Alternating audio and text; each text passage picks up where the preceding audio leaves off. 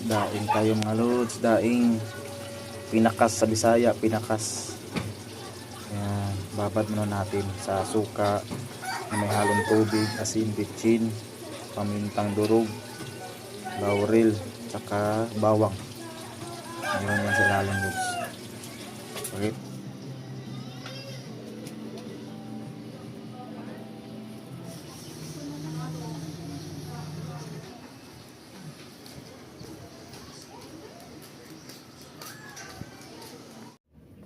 Pag gusto may paraan, labtingaw or pinakas sa Bisaya.